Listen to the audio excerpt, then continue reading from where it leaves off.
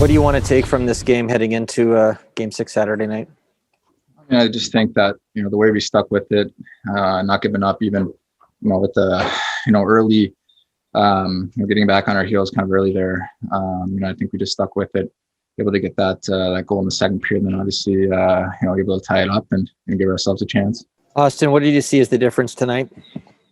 They were much more desperate than us in the first period, and I think it showed. Obviously, they jump out to a quick 2-0 lead, but I'm proud of the way that we fought back and we battled and gave ourselves a chance, and obviously we came up short. Hi, Zach. Is it difficult to face the desperation of a team facing elimination, and how do you get around that issue Saturday night, do you think? Yeah, definitely. I think, anytime your back's pushed against the wall, you push back. You saw that from them tonight. I think we've been in that situation before, and you always respond. So it's going to be another big test for us on Saturday, and we'll look to bounce back here. Zach, what do you say to a teammate after a rough night of a giveaway and that sort of thing to get yourselves focused for the next game?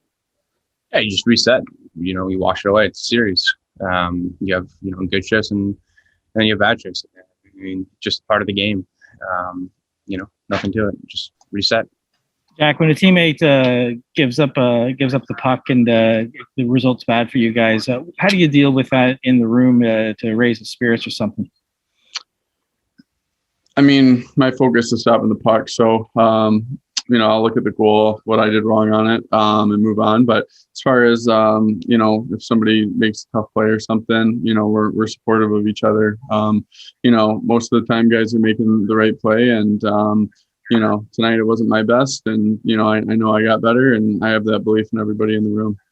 And what about the game Saturday night? Montreal will have about 2,500 people in the stands. What do you think of that development? Yeah, it's fun to play in front of some people, so it'll be fun. Jake, what do you say to a teammate after who's had a rough night tonight in terms of giveaways to just sort of rally and get ready for the next game? Yeah, quick memory, forget about it, learn from it, move on, get ready for tomorrow or the next game. And what do you think of the idea of playing in front of fans on Saturday? It's something you haven't faced, be in Montreal's advantage, I presume. Yeah, it'll be great no matter what. It'll be nice to hear something. Sheldon, a couple of your players had a bit of a rough night. Rasmus early and Alex with the giveaway there in overtime. What do you do? What do you say? How do you as a coach respond to that? Well, I think it's like any other mistake that you make. You want the player to be aware of of the mistake, which I think it's that itself is pretty obvious. They know that, but it's more just being aware of what was available there and what the better play was, and then you park it and move on and keep playing. Hockey's a game of mistakes. It happens, and you got to push on. When you're playing better as a team, and mistakes happen, they don't seem to hurt you. But when you're not playing well and you make mistakes, then there's you open the door for the opposition, and those mistakes cost you.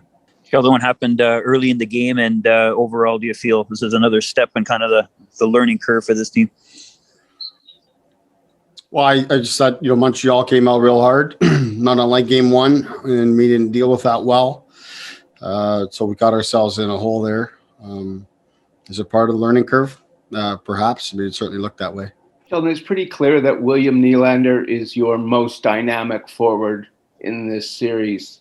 Tonight, he played 7 minutes less than Mitch Marner and Auston Matthews. Can you explain the discrepancy of ice time?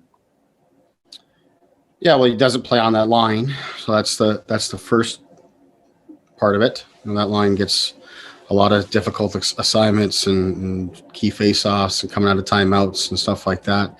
Well, he got a few extra shifts here today, played with those guys a little bit, but discrepancy is probably a little more than I'd like it to be here today, but it's kind of a part of chasing the game a little bit, and Willie has a tendency to keep his shifts a lot shorter than some other guys, and over the course of the game, that's gonna create some discrepancy. But I'm not sure what the actual number of shifts difference was, but I was aware of trying to get Willie more shifts, but Willie's not a full-time part of that line, and there's going to be some discrepancy there as a result. But no doubt Willie was really good again tonight.